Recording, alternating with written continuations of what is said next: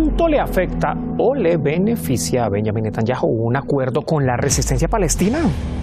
Porque viene de otro acuerdo, el de Hezbollah, que aunque violado a diario prácticamente por el sionismo, vaya que dejó ver la debilidad de Israel a la hora de cumplir sus objetivos contra movimientos del eje de resistencia. Permanecer o no en el gobierno dependerá de la luz verde que le pueda dar su gabinete. Y atención a esto, muchísima atención, porque ya hay amenazas tanto de Bezalel Smotrich, el ministro de Finanzas, como de Itamar Ben-Gvir, el titular de la cartera de seguridad, de abandonar la coalición de gobierno si se pacta un acuerdo con la resistencia. Por el accionar israelí recrudecido contra los civiles en Gaza, todo parece indicar que ciertamente habrá acuerdo. Eso sí, sin tiempo definido, e inicialmente sería para el ingreso de asistencia humanitaria al enclave y el intercambio de prisioneros. Nada se sabe, desde luego, de la retirada de la entidad sionista de la Franja de Gaza, lo que deja ver muy, muy lejos, eso sí, la posibilidad del fin del genocidio. Bienvenidos.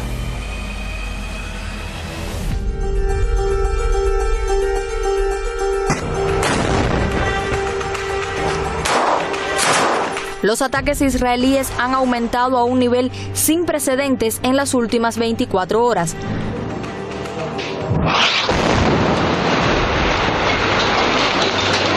Por muy paradójico que parezca, un posible acuerdo de alto al fuego entre la resistencia palestina y el sionismo podría estar muy cerca. Caso similar ocurrió a finales de noviembre en el Líbano. El sionismo recrudeció en las últimas horas los bombardeos contra civiles. Y es a lo que el sionismo nos ha acostumbrado, atacar a los más vulnerables para ejercer presión a la contraparte. تم الاستهداف بعد صلاة المغرب بالضبط. تم قصف البيت هذا حزام ناري على كل منطقة الغفري اللي هو مفترق طرق في شارع الجلاء. هذه اسمها منطقة الغفري، هذه كلها بتكتظ بالسكان، بتكتظ بالنازحين اللي جايين من بيت حنون وبن جباليا وكلهم طلعوهم اليهود غصب عنهم فاجوا في منطقة الجلاء والنصر. Osama habla de este ataque en Gaza, al norte del enclave. No hay una cifra determinada de asesinados en esta arremetida, pero el último balance oficial confirmaba 61 masacrados en las últimas horas, un significativo aumento en relación a días anteriores.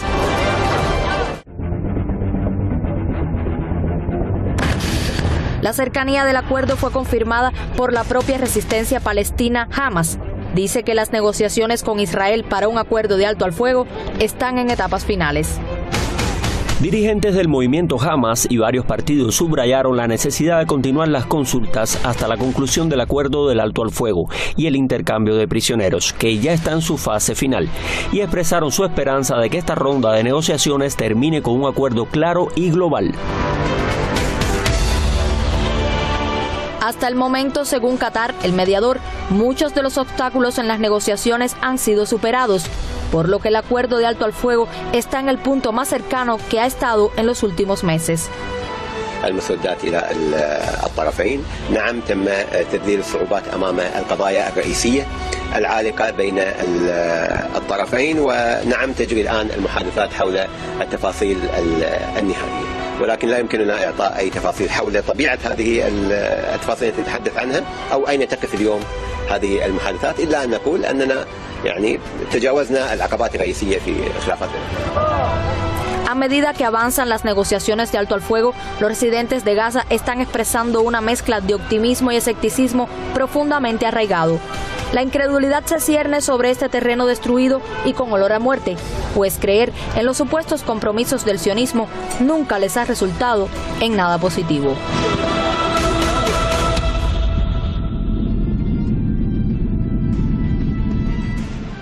Qué imágenes, ¿no? Sin perder el tiempo, vámonos de inmediato con nuestros analistas, los expertos en la materia. Esta edición de Detrás de la Razón, contamos con la presencia, le ve en pantalla, de Lisandro Brusco, es comunicador popular, analista político, analista internacional, integrante de la Red Defensora de Derechos Humanos. Nos acompaña desde Rosario, en Argentina.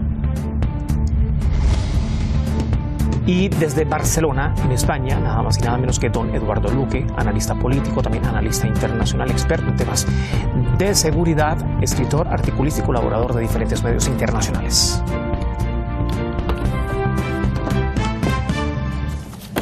Bueno, señores, ¿cómo están? Buenas tardes para ustedes, bienvenidos, ¿cómo les va? Muy bien, encantado de estar nuevamente aquí en el programa, en el canal. Buenas tardes, un saludo para todas y todos desde Argentina. Gracias a los dos. A ver, don Eduardo, llegó la hora de un acuerdo, es el momento. Y acá, ¿quién necesita más el acuerdo? Ciertamente los palestinos lo necesitan, ¿no? Por la situación humanitaria, desde luego, el recrudecimiento del genocidio desde el 7 de octubre, un genocidio que tiene prácticamente 8 décadas. Pero ¿quién necesita más este acuerdo, esta tregua? ¿El sionismo o quién? ¿O los palestinos?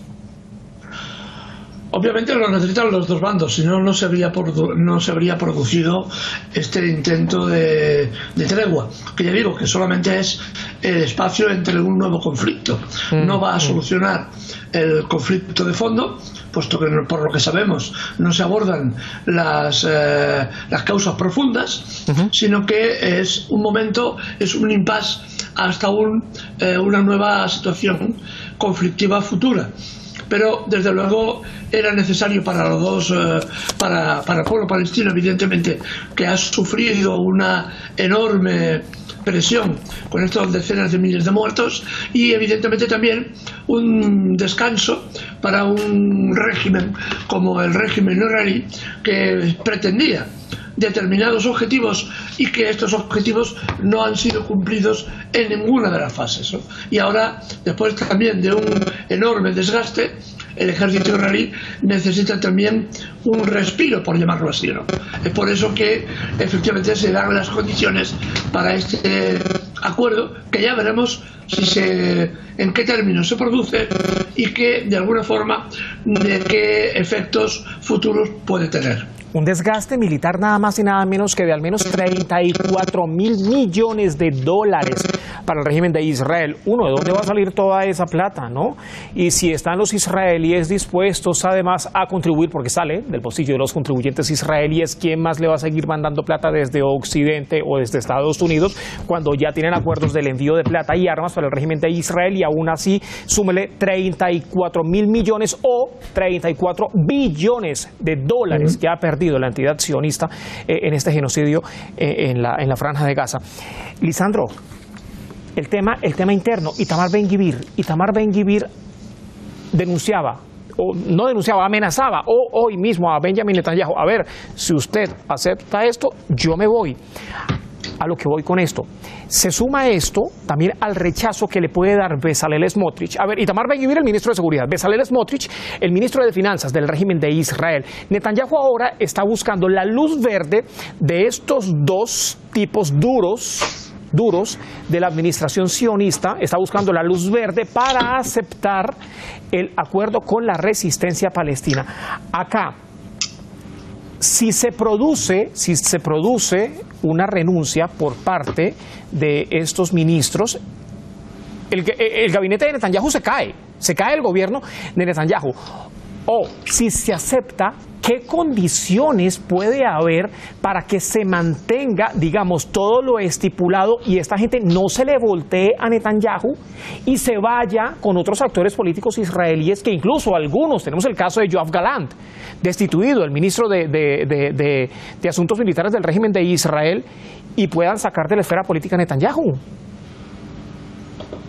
Así es, y bien entroncando con la primera pregunta, uno, si se quiere, de los posibles actores que se verán derrotados en estos supuestos acuerdos que se están negociando, es justamente Benjamín Netanyahu, que ya su figura viene deteriorada, sobre todo a partir también de lo que implica la condena de la Corte Penal Internacional. Sus aliados por derecha han pateado el tablero, como señalabas. En el caso de Ben-Gvir, señaló que si se aceptaba el acuerdo, él renunciaba, y llamando a Smotrich, otro de los actores neoconservadores, que tienen su base fundamental en los colonos de la Cisjordania ocupada, plantear hacer una alianza, y en ese sentido, obviamente, la destitución, o si se quiere, la caída de Benjamín Netanyahu. Por otro lado, las movilizaciones que se ven dentro del régimen colonial israelí por parte de los colonos que ya hace tiempo están planteando un cese al fuego, no con una idea de solución en el sentido de descolonización, sino con una idea de que veían hacia el interior de la sociedad, digamos, esta crisis económica que ya es insostenible y el tema de los detenidos por parte de la resistencia palestina. O sea, la crisis a futuro del gobierno de Benjamín Netanyahu se va a profundizar. Hay que ver el socio mayor que define, con qué actor interno del régimen colonial israelí va a jugar, en este caso Donald Trump, para ver cómo es el desenlace hacia adentro de lo que es el gobierno israelí. Pero de todas maneras, comparto con Eduardo que el proyecto colonial y el proyecto de limpieza étnica, más allá del alto al fuego, del acuerdo, obviamente va a continuar y por ende la lucha de la resistencia del pueblo palestino por una liberación definitiva tendrá también que continuar. Es decir, Netanyahu podría estar esperando, a ver, ¿cuánto queda? Hoy es 14, quedan 6 días, el 20 toma posesión Donald Trump. Netanyahu, y de allí también la necesidad imperante del régimen de Israel, o Benjamin Netanyahu, ¿no? Más bien, a la cabeza del régimen de Israel, de buscar a como dé lugar ese acuerdo. Podría ser, Eduardo, para ver la reacción de Donald Trump, porque a ver, Donald Trump llega con un problema doméstico, los incendios que tiene ahora en Los Ángeles. ¿Cómo va a actuar Donald Trump comenzando gobierno con esos incendios? ¿Cómo va a actuar frente a las amenazas que ya está haciendo de ocupación, invasión o apropiación, bien sea de diferentes territorios, Groenlandia, el Canal de Panamá o todo lo que se ha referido a México? Y también la disputa que desató recién electo con la OTAN cuando dijo: para la OTAN no va a ir más plata, bloqueo de fondos para la OTAN. Entonces, puede estar esperando, Eduardo, Benjamin Netanyahu, cómo será el accionar de Donald Trump, porque a ver, de ser así, esto es inseguridad del propio Netanyahu. Sí, evidentemente lo que está haciendo el señor Netanyahu es asegurar un espacio, dibujar el espacio post-Biden y posicionarse frente a las opciones que tiene el nuevo presidente de Estados Unidos, que, como bien explicas, tiene una situación económica muy complicada. Tiene enormes cantidades de frentes abiertos, va a abrir nuevos frentes que son absolutamente imprescindibles en su concepto de un imperio mayor por parte de Estados Unidos. Estoy pensando en las declaraciones que hace sobre Groenlandia, sobre el Canal de Panamá, sobre su extensión en México, etcétera. Pero para todo eso necesita dinero, mucho dinero.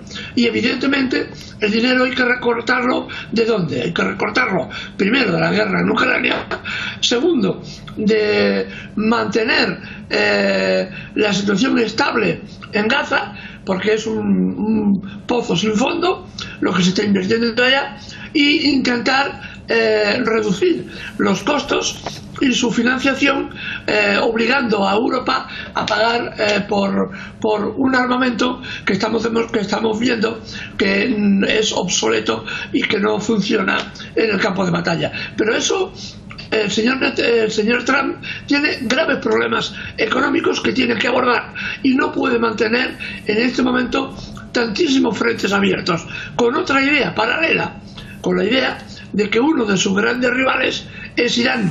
Y ahí es otro elemento también importante a tener en cuenta en esta ecuación, en el futuro de esta ecuación. ¿Qué hará Donald Trump? Económicamente tiene una situación muy complicada.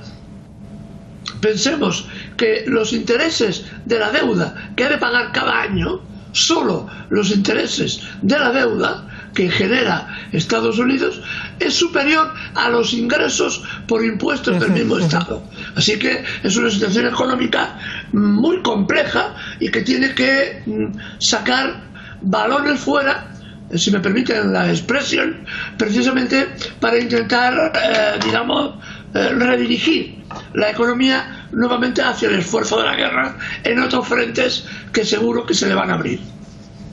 Lisandro, el tema de de esas negociaciones se ha centrado, al menos lo que se ha dejado saber a la prensa, en el tema humanitario. Entiendas acá el intercambio de los prisioneros de parte y parte. No se sabe con exactitud qué número sería. Algunos están barajando un poquito más de 30, 33 para ser específicos, ¿no? Y en la entrada de asistencia humanitaria, 3 puntos específicos en la franja de Gaza, 2 en el sur, uno de ellos el corredor de Filadelfia. La resistencia está exigiendo la retirada por completo de las tropas sionistas del corredor de Filadelfia y también del otro punto que está en el cruce de Rafah, el cruce con Egipto. El tema acá es que, a ver, teniendo en cuenta todo el accionar que ha utilizado el régimen de Israel en diferentes treguas, en diferentes invasiones, incursiones militares que ha hecho y ataques que ha hecho contra los territorios ocupados y también contra la franja de Gaza, ¿qué posibilidades hay acá de que esta tregua no sea realmente una trampa para afectar aún más a los palestinos? Estamos viendo a una organización de las Naciones Unidas que, a ver, en teoría sería la encargada del ingreso de esta asistencia humanitaria para los palestinos, pero los palestinos necesitan de todo. Uno, ¿cómo medir lo que entra? En cuanto a cantidad e incluso en cuanto a calidad, cuando al lado tienen a un sionismo que los quiere exterminar a como dé lugar. Así es. Uno de los puntos, si se quiere, para ser un tanto optimista, es justamente la intervención de Estados Unidos y del futuro nuevo gobierno de Donald Trump, que al parecer está más dispuesto, también agarrándome de los argumentos, utilizando también los argumentos que señalaba Eduardo, una necesidad del que le dio oxígeno durante todo este tiempo de ataques sistemáticos, solamente sobre la franja de Gaza, sino incluso también Líbano, que es Estados Unidos. En ese sentido, podemos llegar a ser un poco más optimistas, pero no, obviamente, no vamos a confiar ni las organizaciones populares, ni obviamente la propia resistencia palestina que está llevando a cabo estas negociaciones, incluso obviamente el pueblo que diariamente sufre los ataques del régimen colonial israelí, no van a confiar ni un poquito, ni un tantico, así como decía el de Ernesto Che Guevara, en este caso de el régimen colonial israelí. Yo creo de todas formas que en ese sentido hay que ser optimistas por el rol quizás que va a jugar Estados Unidos, no con una idea de benevolente, sino por una necesidad coyuntural que tiene el imperialismo yanqui en la región, y también por la resistencia palestina que hubo, como también se ha señalado Eduardo, el régimen colonial israelí con estos más de 466 días no ha podido dar la resistencia palestina, incluso en estos últimos días, si bien Israel ha atacado y masacrado población palestina, pero bueno, han caído soldados israelíes de un número que en otros tiempos no se veían de esa manera. Van cerca de 1000. Así es, y en el último día o 24 horas, 48, 13 soldados del régimen israelí. En ese sentido, sí, al menos a corto plazo, en esta idea de una tregua, también estamos hablando de una tregua que quizás no sabemos si va a durar días o meses, pero obviamente la guerra sobre el pueblo palestino va a continuar y por ende, como decía antes, la lucha por la liberación nacional debe continuar y no quedar entrampado en estos acuerdos, que a futuro posiblemente también se vuelva a hablar de los procesos de normalización con los países árabes, incluso también con la autoridad palestina, que está jugando un rol nefasto en lo que es la Cisjordania ocupada, en el campo de refugiados de Jenin. Esto hay que denunciarlo porque está cumpliendo ya a vista de todos el rol y siendo el perro faldero de la ocupación israelí en la Cisjordania. Así que un escenario futuro se abre, una necesidad de acuerdo y de alto al fuego, sobre todo para la población palestina en Gaza, pero un escenario de lucha y de profundización de la lucha por parte de la resistencia palestina se tiene que dar para no caer en la trampa del camino de la normalización y de los dos estados. ¿Este acuerdo puede ser una trampa? Eduardo, me queda poco tiempo, me queda muy poco tiempo, lamentablemente. ¿Puede ser una trampa para los palestinos? Es una necesidad para el régimen de Israel, que tiene, como bien decía el compañero Lisandro, graves problemas internos y externos, y es una necesidad para el pueblo palestino también agotado por este enorme genocidio. Puede ser una trampa, evidentemente no nos podemos fiar del imperialismo ni un pelín, ni lo más pequeño, porque en el momento en que puedan violarán todos los acuerdos habidos y por haber. Por eso es fundamental el mantenimiento de la resistencia y su fortalecimiento en un futuro inmediato. Lisandro, me queda también poco tiempo. Esa trampa también puede ser, o puede tener, o puede dejar, y ojo, y no quiero que se malinterprete acá el término, pero por parte del sionismo, el sionismo incluso puede dejar como víctima a Benjamin Netanyahu. Porque, a ver, y aquí quiero hacer muchísimo énfasis, esté quien esté a la cabeza del régimen de Israel, ha venido teniendo el mismo objetivo a lo largo de estos casi 80 años y va a seguir con el mismo objetivo, que es el expansionismo y, entiéndase en esto, la exterminación de la población palestina, lamentablemente, que lo hemos visto con el pasar de los años. En la última década, ¿cuántas operaciones militares no se ha ejecutado contra la Franja de Gaza? 3, prácticamente, 3, esta es la tercera. A ver, entonces, fácilmente pueden quitar a Netanyahu con esto, lavarse las manos, hacer una especie de una nueva época para el régimen de Israel, pero también seguir con el genocidio. Es decir, ¿trampa doble? Tal cual. Netanyahu es un peón del imperialismo en la región. Obviamente es descartable en términos políticos, es una figura que también por su impronta particular posiblemente vaya a ser descartable en el corto tiempo. Ya muchos países, incluso de Occidente, le han soltado la mano. Organismos internacionales que nada tienen que ver con lógicas anticoloniales, también, en este caso la Corte Penal Internacional, lo ha denunciado como genocidio y ha pedido la captura de Netanyahu. O sea, es una figura que posiblemente a futuro el imperialismo lo deje tirado.